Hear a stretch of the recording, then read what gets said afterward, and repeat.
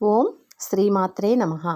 శ్రీ జగద్గురు ఆదిశంకరాచార్యులు వారు రచించిన సౌందర్య లహరిలోని 18వ శ్లోకాన్ని ఇప్పుడు మనం చదువుకుందాం.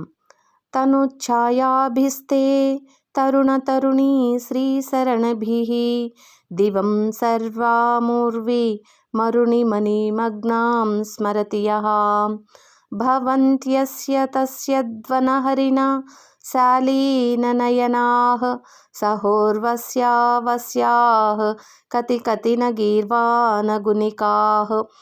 బాలసూర్యుని కాంతుల వంటి వెలుగు తీరులు కల నీ దేహ కాంతులతో ఆకాశము, భూమి ఎరుపు వెలుగులో అనగా అరుణ కాంతులలో మునిగినట్లుగా ఎవరు స్మరిస్తున్నారో వానికి బెదురుతున్న అడవిలేడి కన్నుల వంటి కన్నులు గల ఊర్వశి మొదలైన వారెందరెందరో దేవవేశ్యలు లోబడకుండా ఉండరు.